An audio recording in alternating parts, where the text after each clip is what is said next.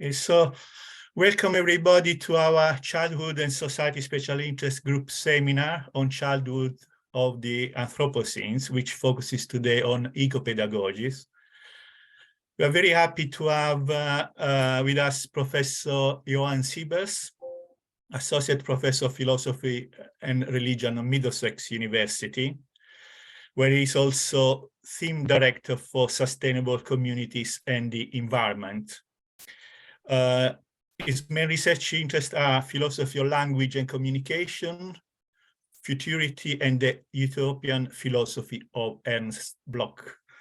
The title of Johan's seminar is Imagining Environmental Futures, Ecopedagogy of Treescapes.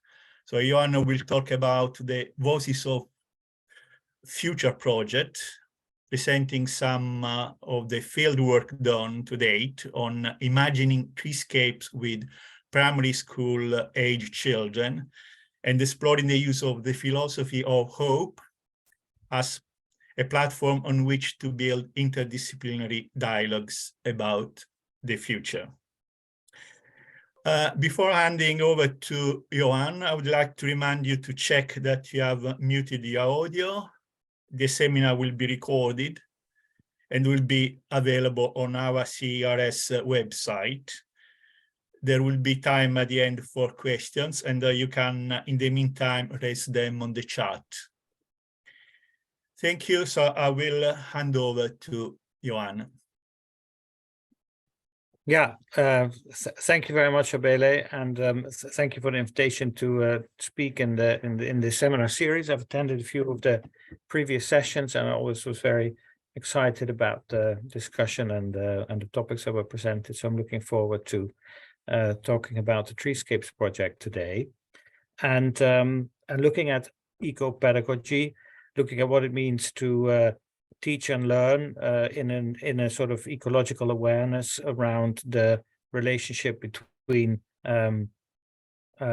maybe I could say humans and the rest of nature. That distinction itself is a problematic distinction, and I think we're talking about that very much in this seminar series in terms of the Anthropocene, trans and post-humanism. And I think that also frames in a way the discussions that we're having in the Treescapes project. So what does it mean for us to be part of nature? What does it mean to relate to other species, other forms of life, including trees? And how can we find practices of hope, practices of creating culture, practices of learning, and valuing the interdependence that exists between all living things, as we imagine what I think in a radical way, a different order in the relation between society and nature might look like. So I want to say a little bit about that. And I want to, so I've put some stuff on a slide so you can follow it a little bit. I'm going to share my screen with you. Hang on. Yeah, so here we go. So I want to share a little bit about my ideas on these topics in the context of this Voices of the Future project, which is part of the Treescapes program funded by UKRI. And I want to focus specifically on the notion of hope as a way of knowing in eco-pedagogies. A way of knowing is a word that I like. I realize from a bureaucratic point of view, we'd probably talk about a research paradigm. What does it mean to talk about the future? What does it mean to think, or maybe in a sense, be open in a knowing way towards the future, while realizing you can't predict the future? What does it mean to create the future? And what does it mean to involve, try to create ways in which the voices of young people can become instrumental in that area? That's what I'm interested in as a philosopher, and that's also how I got involved in the Treescapes project, Voices of the Future, which is an interdisciplinary project and does not just look at philosophy or at ideas around teaching and learning, but which is very much about creating practices and also applying science in understanding some of the dynamics around treescapes in Britain at the moment. I think I should say in a few minutes and also show a little video clip about what the project is about. And then we will do a deep dive into some of the meanings and the complexes of metaphors and insights that are associated with trees and our relation to trees. And I want to say a little bit about that. But before we do that, I want to say a bit about the project, so you know what this is about. So it's a big project that runs for 3 years, from 2021 to 2024. It's part of the UKRI Treescapes program, which is a big research program that aims to investigate and plan the future development of trees, forests, woodlands in the UK, in the context of the fact that we're going to have to plant billions of trees as a part of all the measures that are necessary to mitigate climate change. That will result in over 30, 40 years in a doubling of the woodland area in the UK. So in the area that consists of forests, which traditionally was quite large, but over hundreds of years has been depleted, and will now be not restored to what it was, but will be become a lot bigger than it was. One of the projects in that tries, which is our project Voice of the Future, tries to include children and young people now in planning for this future in which there will be many more trees. It's an interdisciplinary project that involves biology, forestry, education, English literature, literacy, social science, philosophy, art. And you'll see that in the video clip in a minute. And the central notion in this project is futurity, is what does it mean to engage in a practical, hopeful, and knowing way with the future that is not yet there, but that can be created. And that means that we're talking about things like imagination, imaginative practices. We're talking about wilding. I don't think I'll say much about that now, but it's an important notion for us that in the project, there is a kind of relation to the wild as a space of novelty and a space of the unexpected. And so to have an approach towards the future that is not just about predicting and colonizing and planning, but tapping into the creative potential of living into an open future. And that is very much connected to our understanding of hope as a source of agency. I will say a bit about the philosophy around hope as a source of agency, but just to point out the relevance of this in the context of young people and climate change. I think everybody knows, and it's also well established in research, that many young people and children are very hopeless when it comes to the future. There is a real, I think I can say that there is a real problem in terms of how our young people envisage the future that lies in store for them. There are many doomsday scenarios, doomsday ideas that go about. People feel that in general, there is a kind of there's no real prospect in terms of how we're going to sort out the major problem of climate change in the world today. And I think that is in itself something that needs a lot of work and needs a lot of reflection. For the project as a whole, we have adopted, there will be many people in the project who don't necessarily agree with that, but I think in thinking about a project like this, it has helped us a lot to use Ruth Levitas's method of approach to social science that she laid down in her book Utopia's Method of several years ago, in which she tries to reorient social science, sociology, understood in a very broad sense, onto a definition that actually H.G. Wells gave of sociology at the beginning of the 20th century, the imaginative reconstitution of society. And in a way, the project that we are engaged in is an imaginative reconstitution of society insofar as society relates to nature, more specifically to woodlands and treescapes.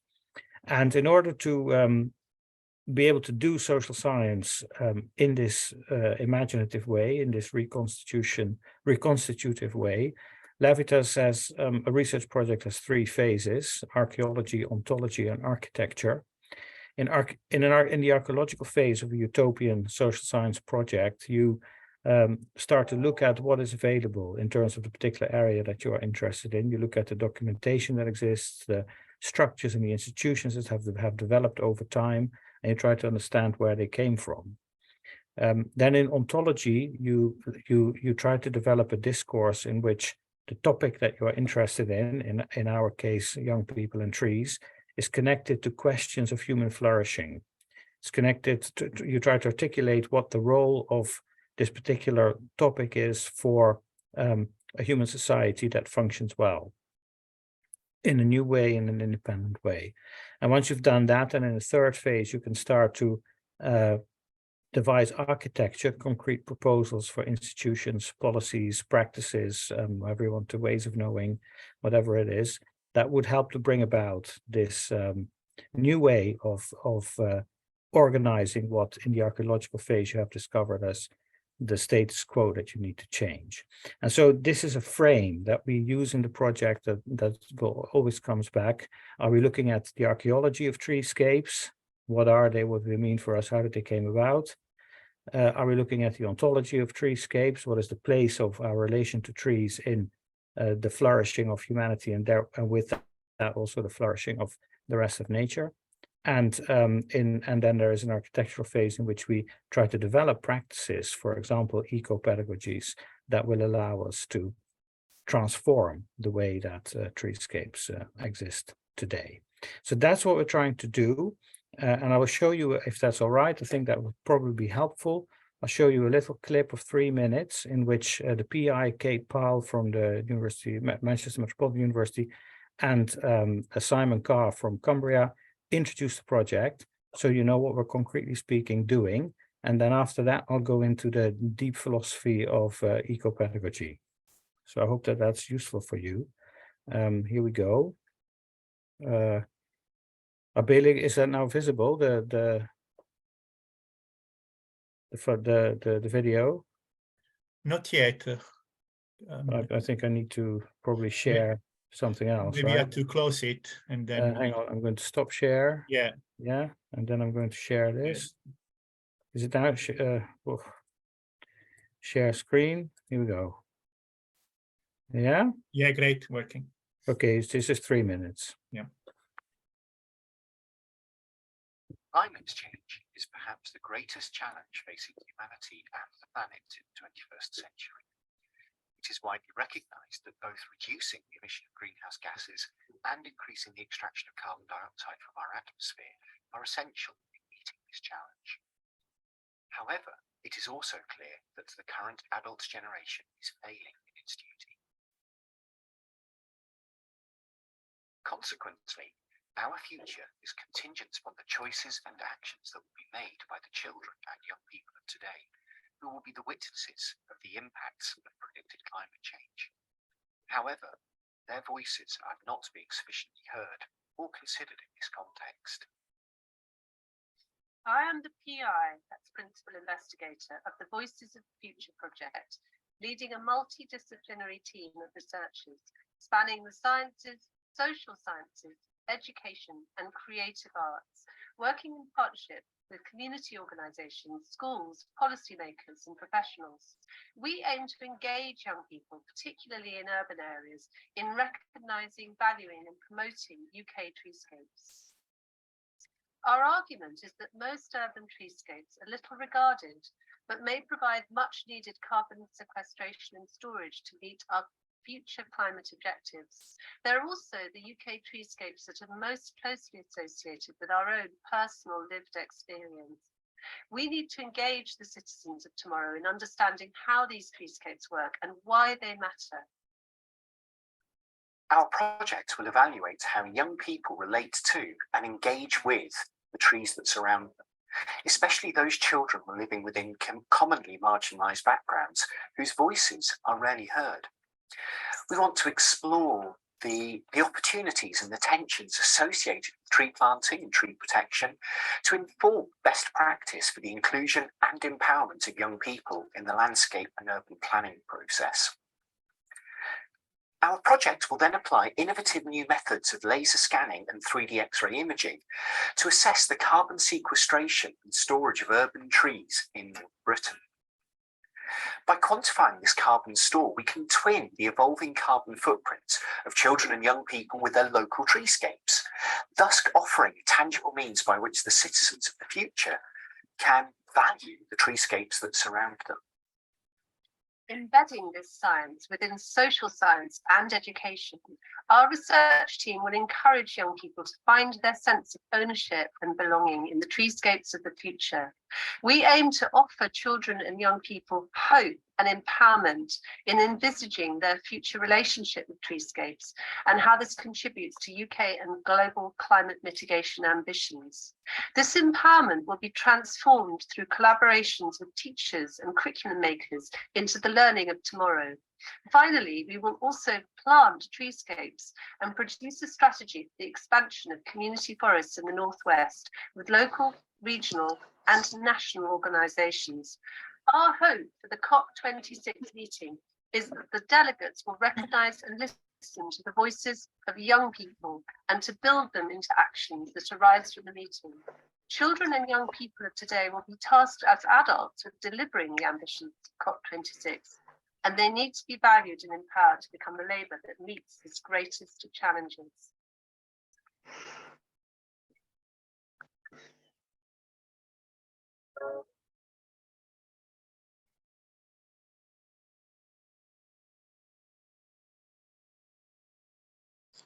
Right.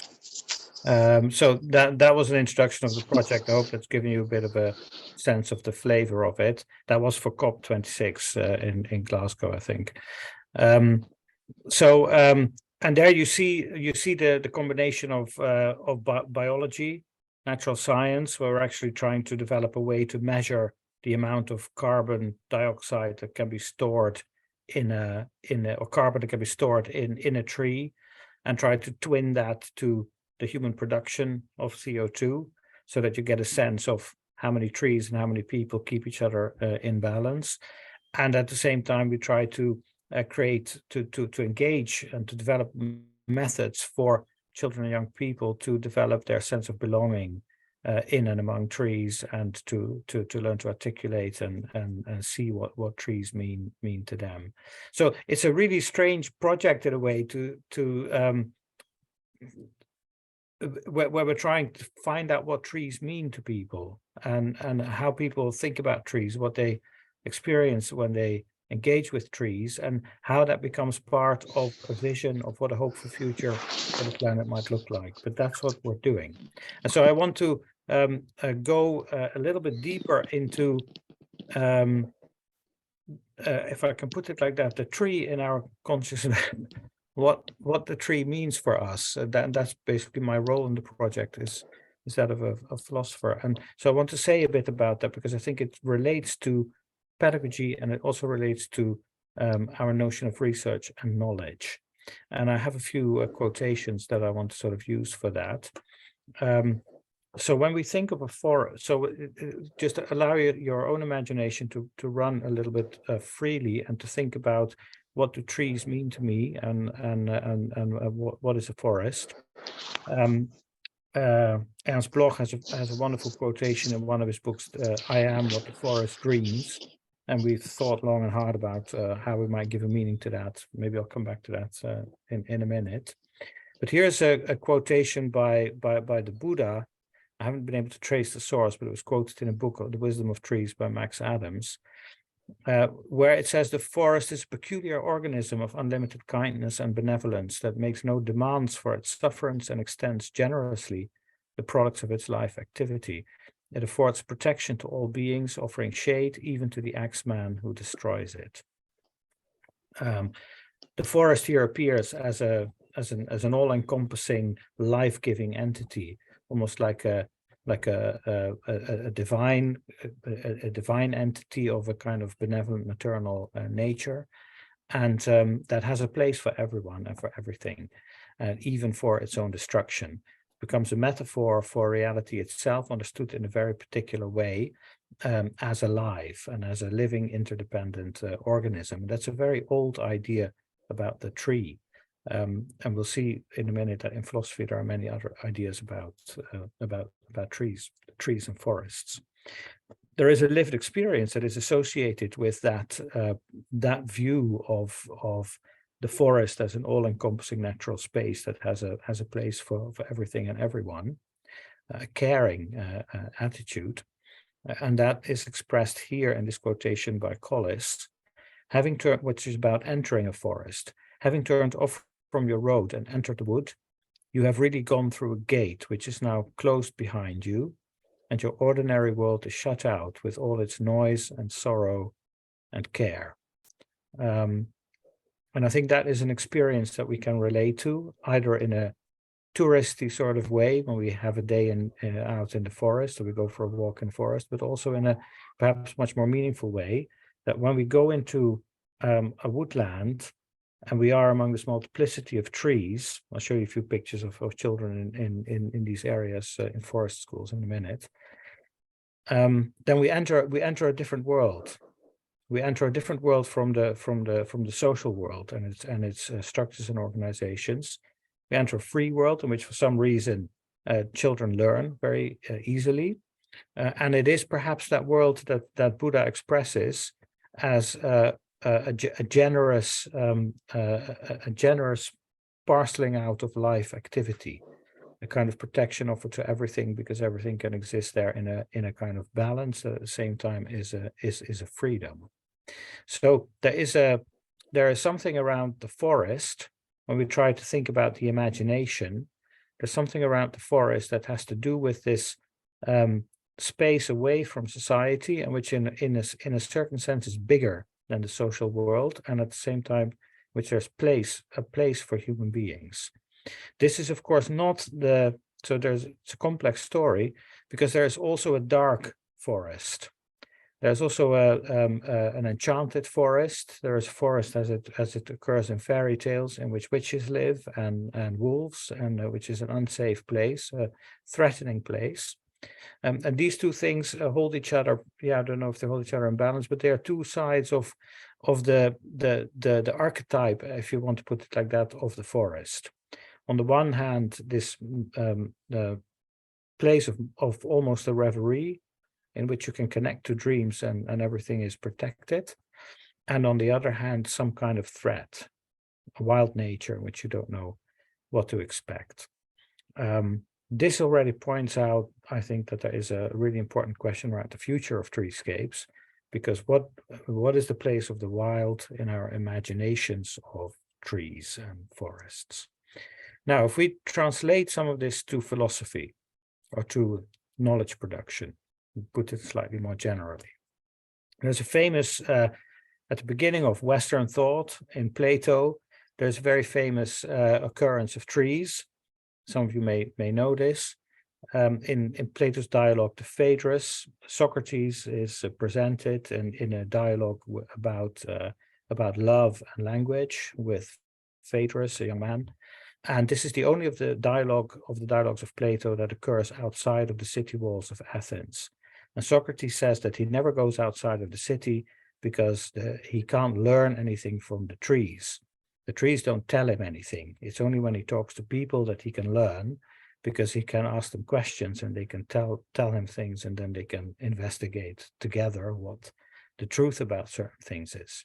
So there's a kind of repudiation of the relevance of nature for the things that matter for human life. And you could say that some of our problematic Western tendencies of having a dominating attitude towards nature find their early reflections in texts like Plato's Phaedrus. At the same time, the dialogue proceeds as Phaedrus and Socrates walk further outside of the city. They walk along a stream, and then it becomes noon, midday, it's very hot there. They decide to sit down in the shade of a tree and on the bank of the brook. It's a very idyllic scene. And in that sort of idyllic environment, which I hope you all know from your own experience of sitting on a hot noonday in the Mediterranean in the shadow of a tree, that's a kind of space where thoughts come very easily. It seems to be a kind of enchanted place in itself, where ideas and insights naturally occur. It's maybe not for nothing that the Buddha also achieved his enlightenment sitting under a tree. So the tree has a kind of double function there. On the one hand, there is nature as the non-human place where we cannot learn anything. And then on the other hand, there is the, sorry, on the other, people knocking on the door. And then on the other hand, there is the tree as an inspiring place. So going forward into the history of philosophy to Descartes, we find that the tree over time became a metaphor for knowledge itself, famously expressed by Descartes in the preface to his Principles of Philosophy, where he says knowledge itself is like a tree. It has roots and it has a trunk and then it has branches. This has been a leading metaphor for how we think about knowledge for hundreds of years. He says, thus all philosophy is like a tree, of which metaphysics is the root, physics the trunk, and all the other sciences the branches that grow out of this trunk, which are reduced to three principles, namely medicine, mechanics, and ethics. By the science of morals, I understand the highest and most perfect, which, presupposing an entire knowledge of the other sciences, is the last degree of wisdom. At the beginning of the modern era, we find Descartes here linking the process of gaining insight and knowledge and structuring it in a clear way. He likens that to a tree. Why? Because the tree is rooted, it is placed in the soil, everything comes together in the trunk, and from that spring the different branches of knowledge. You find this even today in Elsevier articles. Elsevier still has this emblem of the tree of knowledge in their logo. It's of course also a biblical image, the tree of the knowledge of good and evil and the tree of life. But for us now, I think it's important to see that the idea of the structure of scientific knowledge for a long time has been implicitly that of tree structure. And it's only very recently, and this becomes interesting in our discussion of the Anthropocene, I think, it has only very recently been challenged, but challenged in a quite a fundamental way by Deleuze and Guattari in the notion of the rhizomatic. So if you, this is also a botanical metaphor. The rhizomatic as an image of what knowledge is, this distribution of dendrites and tentacles that has no core, that has no trunk, a root structure that sprouts up in various places and creates a connected network of relationships. It's very, very different from the notion of a tree.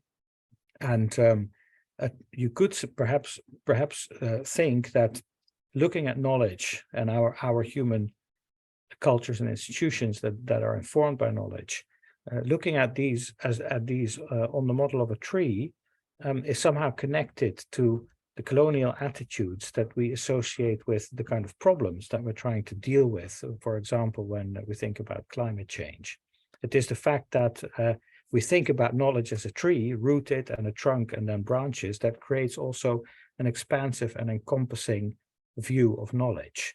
If we think back of the quotation of the Buddha, of the forest as an all-encompassing space, it's very easy to see in that almost a Western colonial notion of expansive domination. So that's what I think coming in terms of philosophy, what in post-structuralism and postmodernism was beginning to be challenged. So I think at a deep level, this creates a challenge also for what we're trying to do in the Voices of the Future project. There is on the one hand an opportunity, and on the other hand a danger in exploiting the metaphor of the tree and our relation to the tree too generously or without enough critical awareness, because the tree is associated with this Western notion of the production and the application of knowledge.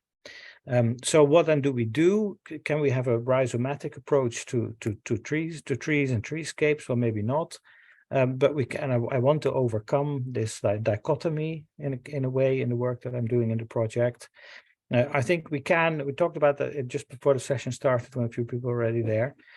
We can see that there is a big difference between a single tree, which is what Descartes here talks about, and trees in a forest, which are in communication with each other in very complex and unexpected ways, much more communication going on than we used to think. And a lot of this communication is precisely channeled via the fungi that are in the soil and on the soil and connect trees together. So if you look at how an actual forest functions, there is a going together of the tree, the root, trunk, branch structure of life, and the rhizomatic structure. And these two work together to create this whole in which there is a communication going on and a genuine sense of interdependence. So one of the insights that biology gives us is that this notion of the tree as the rooted emblem of a substantialist, individualist ontology and epistemology based on independence is actually not correct, and we can salvage the tree and we can salvage the forest for a new sense, a new understanding of knowing that is much more oriented towards interdependence. This is the first point. So our epistemologies are not innocent with respect to the use of the tree metaphor, and we can learn a lot about what it means to think about the future of treescapes if we are aware of this particular going together of the tree and the rhizomatic in our notion of knowledge. Then I want to, I'll speak for about 10 more minutes, 12 more minutes, and then we can have a discussion. Is that okay, Abele? Yeah, yeah. Yes, okay. fine. Yeah, okay, good. Yeah, there's a lot to talk about here, and I want to show you some pictures as well.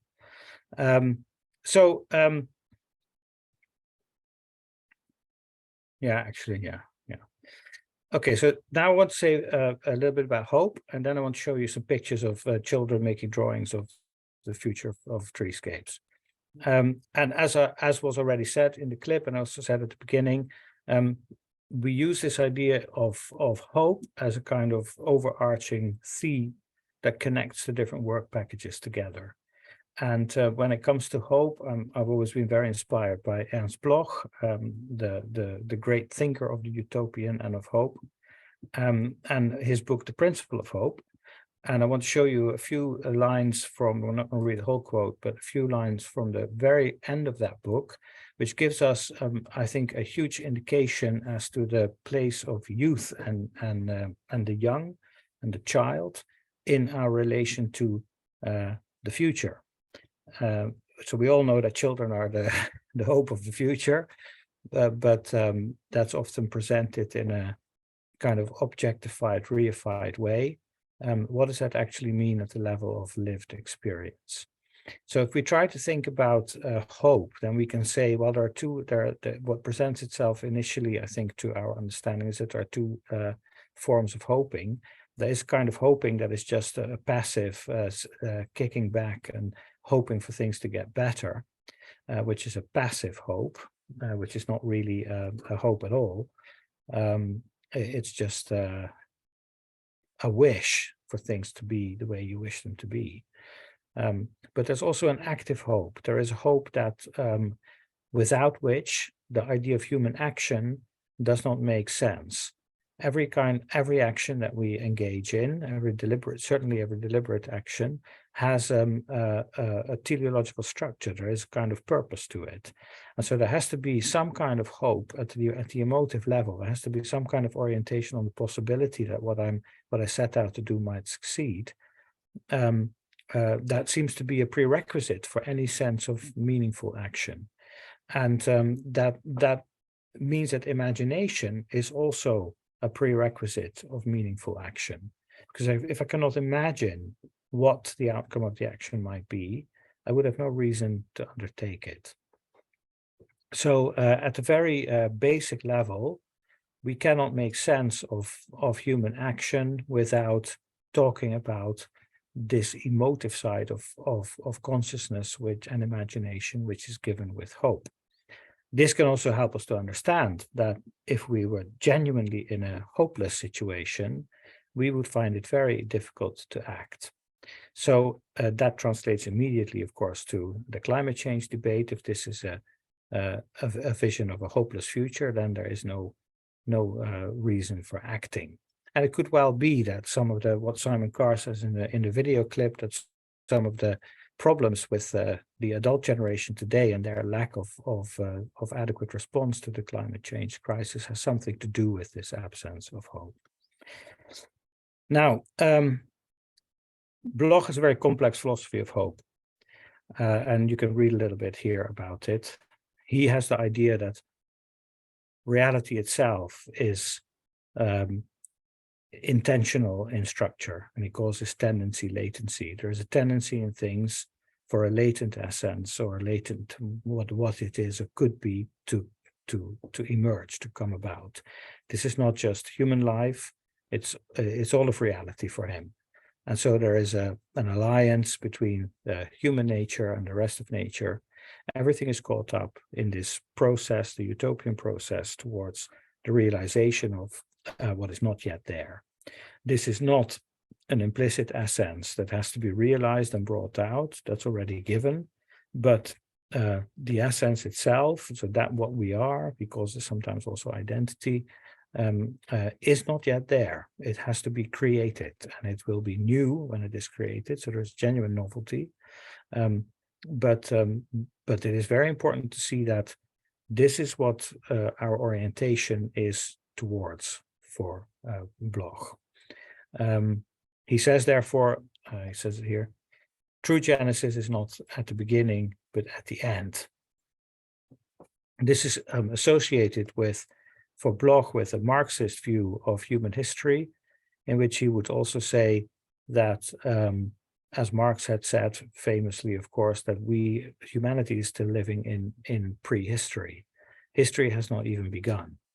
History as the question of the humanization of nature and the naturalization of the human, maybe that could be a kind of other way of expressing a core idea of the Anthropocene, is something that has not yet started, and that can only start once the exploitative structure of human society and our relation to nature has been overcome.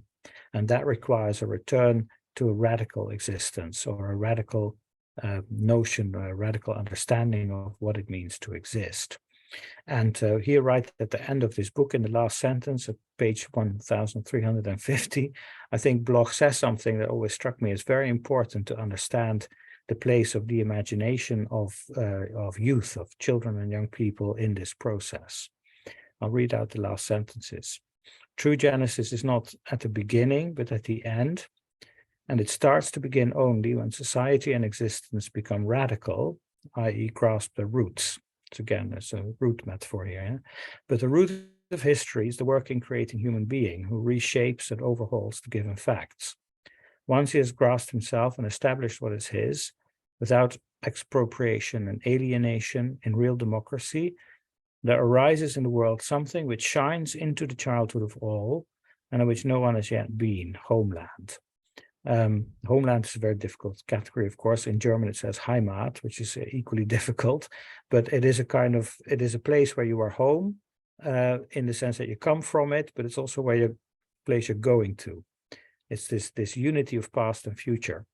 And he says something arises in the world when we become radical in the sense in which he talks about it here, radically shaping, transforming our world in real democracy. When we do that, there arises something in the world which shines into the childhood of all. In German, this is with the in is into, is the accusative, so it's a direction. Something shines into our childhood, where no one has yet been, and he calls that the experience of Heimat or homeland or home, in the sense of both origin and destiny, or goal at the same time. And I think this is a beautiful formulation because it articulates the lived experience, I think, of many people when they think of their childhood, that there are these moments in childhood which which only seem to exist properly in the remembrance of them, as a possibility of what home could be like, what it might be like, is what you sometimes remember. That not always, you can also have a really shitty childhood, but even there are moments where you remember something that wasn't there at that time, but it shone into it. It was a light that was shining into your childhood, and you can see that now when you look back at it.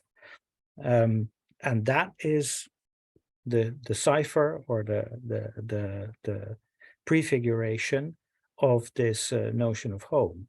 So what Bloch is here saying is our longing for identity, to be who we are, our longing to live in a kind of unity with nature, which is another way of saying that, presents itself as something that comes to us from this experience of childhood, and was there something that provided the light to it, but wasn't there yet. So we have to be always very careful about nostalgia. This is the opposite of a nostalgic view of our past experiences. It's precisely the opposite, because it says, well, there was something there that wasn't there, but that provides a guiding light now. And it seems to me that this can become the basis for how we try to think about what it means to not just involve children in imagining treescapes, but actually to give them a kind of leading place, and to not try to tell them what to do, but to observe what might happen. Because if children now, when you're a child, you start to engage with trees and treescapes and imagining them, then that will later on be one of those experiences. It could be one of those experiences where you remember something shining into your life that wasn't there yet, but that provides an orientation towards this homeland. I hope that I'm making myself clear when I say this. So if we look finally then at some of the work that we've been doing, share screen, where is it? Here, share. Yeah. And this is Seymour Primary School in Manchester. Samia, you have to correct me if I'm wrong. Hang on. Yeah. So I'll go to the second one here. So we're doing sessions at primary schools where we have been doing these. Tomorrow we're going to a primary school in Baltimore. We're actually going to do a day of tree planting, creating a forest, a wooded area around the school. But we've also been having sessions with children where we talked about, what do you imagine a treescape might look like? What do you think a tree?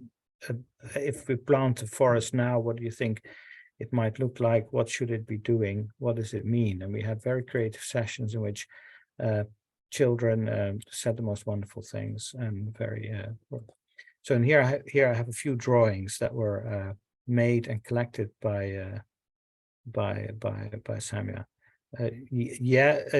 Well, I've worked with a year 3. I don't know if that's early years, Diane. But we could talk about that in a minute in more detail. So here we see drawings of children talking about trees. And yeah, we can interpret this in many different ways. So what I'm looking for, if I give my hopeful interpretation, is for these moments where something shines into the lived experience that speaks of a relation between the human world and the natural world. Samia can answer your question about how young the children are that are involved in a sec. So here we see I love running. Very nice. Trees give out oxygen and take in carbon dioxide. This comes up time and time again, even in with children at the beginning of primary school. So an awareness of the scientific language around trees. I know lots about trees because my dad tells me about them all the time. So the trees are something that that you can know something about. But here you see also a little insect, and you see the sun, and you see here a bee. I think this will maybe also be a bee, and you see a flower. So you see different forms of life coming together, very much like in the quotation of the Buddha. Insects come across are mentioned by many children and drawn a lot. Here we also have another insect. We have a child with flowers, and here we see a tree with roots. We'll see a few more examples of those. I like to sit under a tree. I like to, I can't read this, to read under a tree. I'd like to sit and read under a tree. Yeah, for me, of course, what I just said about the importance of sitting under a tree to find out about things seems to me to be an age-old emblem that you find there. Here we have another drawing. Here we have an island. Hang on, I'll show you in a sec. Yeah. So here we have a tree on an island, or there is this is an island. This is a river that was a whole story around it that nurtures the tree. So there is here definitely sort of an ecological awareness. Comes also back in the sun there. And here's somebody sitting in the tree. The tree bears fruit, and the tree is planted in the soil. There's a very rich ecological atmosphere. There's a palm tree, so we're in a sunny place, very far removed from Manchester, probably. So there's, you see what I mean? So this begins to talk about homeland as that which shines into your childhood, but where you have not yet been. Yeah, that's it. So yeah, so we can articulate that experience, and we can articulate the relevance of a drawing like this by drawing on these Blochian ideas, and then showing how there is a potential of hope that lies in this kind of drawing, inviting children and young people to become aware of that, tap into it, as they create the connections, the felt emotive connections to nature, to trees, to forests and treescapes that will be necessary to achieve the goals that we are setting ourselves as a society around repopulating Britain with trees. There are many more examples here. I'm going to stop now, so hopefully we have a few minutes to talk as well. Great. But I can always share this information with others if Yes, they're please. interested. So thanks. Thank you for your attention. Thank you very much, Johan. Very fascinating, thought-provoking, lots of useful, interesting insights into the project, and of course, this philosophy of hope. You know, they're very interesting, the fact that, you're talking about active hope that means creativity and imagination. All of this is very much, of course, at the core of Freire's ecopedagogy too. Yes, so very much in tune, and so very exciting indeed. We already got quite a few questions, and I think it would be a good idea to start with them, look at them. So the first one, I think, was from Jane. Jane, do you mind to expand on what you... Yeah. Yes, please. Yeah, thanks. It wasn't so much a question as a comment, really. And I think Johan is familiar with the stuff that I've been doing with this kind of developing arboreal methodologies and thinking about multi-species flourishing, and thinking with Anna Zing and Donna Haraway and so on.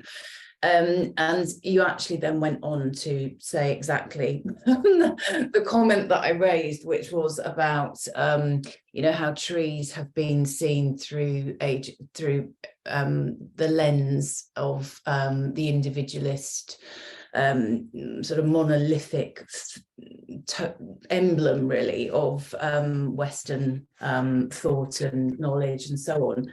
And actually these approaches that promote the idea of flattened ontologies and interconnections and entanglements and you know, this kind of interdependence and yeah, the fact that everything's connected, I think holds really great potential to blow apart some of that really quite reductionist way of thinking about trees, the tree, the mighty oak and all that kind of stuff. And then the second thought that I had when I heard you speaking was thinking about again, I think I've raised this in presentations that I've given as part of that project, but this idea that you know, if we can plant, if we can put the new where the old was, that will be kind of a remedial savior.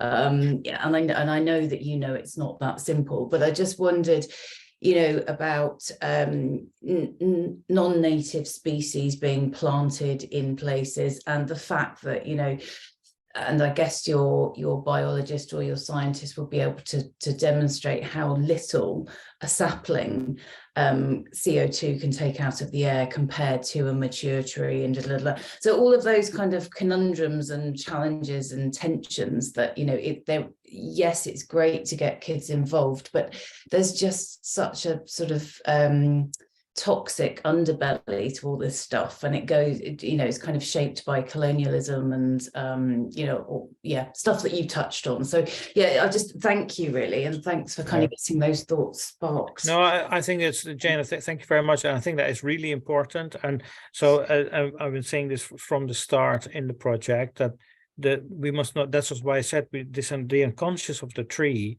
is, if we put it in stark terms, is patriarchy. It's the tree is the symbol of this kind of the patriarchal configuration of life and knowledge, and so there is a real question: how do we emancipate ourselves from that understanding, and maybe also emancipate the tree from it? And science is doing its bit there, but then the question is, how does that translate into our institutionalized relation to trees and to treescapes that we're living with? I think that is a real challenge, and I think it's one of the exciting things about the project, that it's right at the forefront of that question. But it's something that we need to be very much aware of, because when we start to talk about trees, before you know it, you fall back into that way of thinking, and also into the anthropology that's associated with it. And that's a really big question. Yeah, so I'm very much aware of that, and I also notice when I speak about it myself how difficult it is to avoid going back into that. And that's why I said I'm really interested to try to take the next step and to see what can be salvaged from the tree and combined with the rhizomatic, and then come up with something else, and maybe a different way of appreciating what the tree as an individual is in an interdependent or flattened ontology. It's very difficult because it raises all sorts of questions. Also, so we don't just have the trunk of the tree, we also have the foliage, and the way that the foliage becomes part of heaven and the skies, and that's also something that is very important and prevalent in many indigenous ontologies and epistemologies. So I don't want to suggest that they are better, because sometimes you get the very same problems there. We had a really nice talk by Tim Ingold a couple of weeks ago, which there was also a lot wrong with it, but where he talked about some indigenous imaginaries around trees. And there was one very interesting one where a tree is not so much pictured as growing from the roots up, but from the leaves down. And that became a very fascinating way to think about the tree in a different way. So yeah, no, I very much agree with what you say, and that's something that we're trying to be really aware of. Yeah, and that also means the question: what is it? So there can be something tokenistic about involving children in something like this, and that's also a real challenge for us to. Yeah, that's what we're trying to do. We try to, and that's why I said, well, we can look at Bloch, because he has a very different view of what a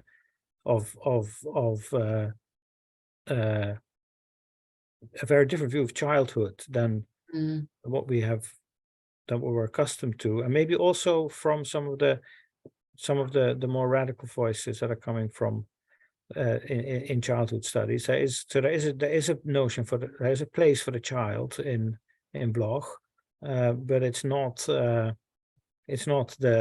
idealization of childhood that comes out of European modernity.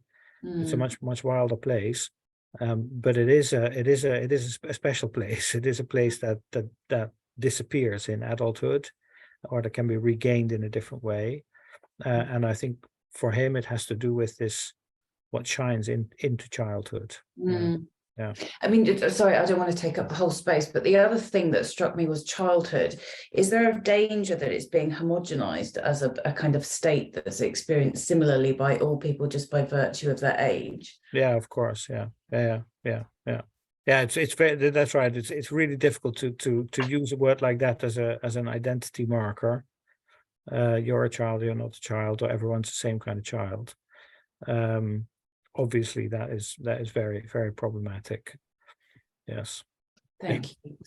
Thank you. I think it's a question from Victoria. She raised the hand. Victoria.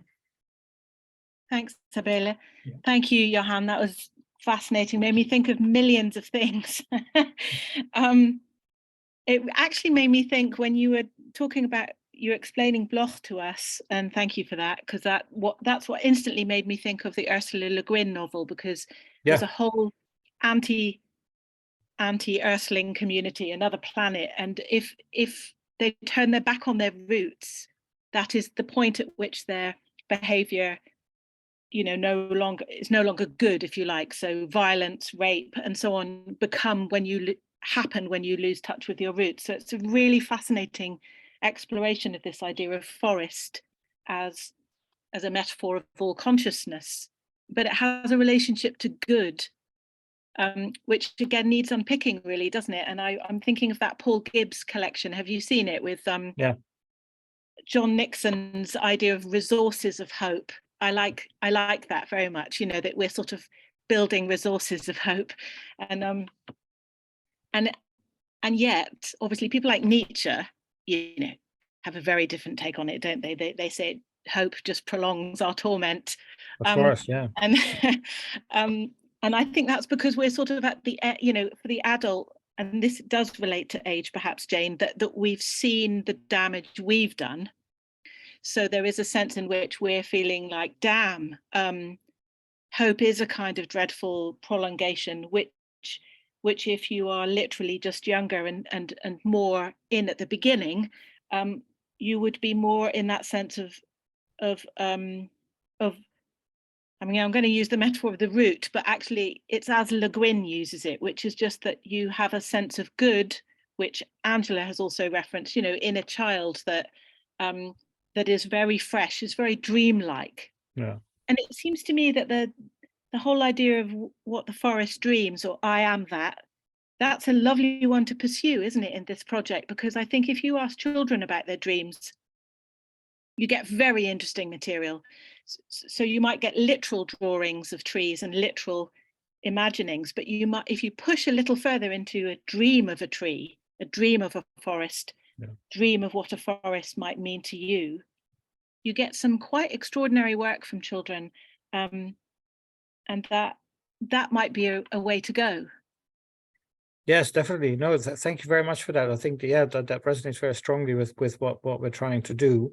And the dream as this sort of curious space in between hope as a destructive thing and hope as a creative thing. I think is so imagination, dream, fantasy, that everything that deals with what is not there but could be there or might be there or would better not be there, or that is activated in this experience of the forest, in this dreamlike state. And I actually, when I was talking, I wanted to say the word maternal reverie. It's almost as if in the Buddha quote, as if the forest is engaged in this maternal reverie about the baby child and what the baby needs, as it were. Almost kind of unconscious relation of knowing in a caring way. I think these things are important, and I've struggled, of course, very much with this notion of hope. I'm very much aware of the critique of hope and Nietzsche, and there are many others. But it seems to me, in my work and in my life, it's always been impossible to get rid of it. And but I think Bloch's view of that you can only really feel it if you're radical. Yeah, I think right. that's very exciting, isn't it? Especially this idea of radical creativity the university is exploring at the moment. Yeah. You know, that's very interesting. It has to be a hopeful thing, otherwise it cannot work. And so you could say, so the most that I can say now is, if you take the utopian or the hopeful really seriously in a radical way, it performs its own purifying critique on itself. It will become clear what are false hopes, or what are destructive hopes, or what are hopes that really don't work. The kind of hopes that Nietzsche talks about, and that just prolong misery. And so, but then at the end, I think, I would say there is something like that we need in order to, even if only to make sense of things. So in that sense, I think, there is life beyond postmodernism. Let's hope so. Let's hope so. Okay, there's so much more to say about it, but thank you very much for that. It was a very helpful comment.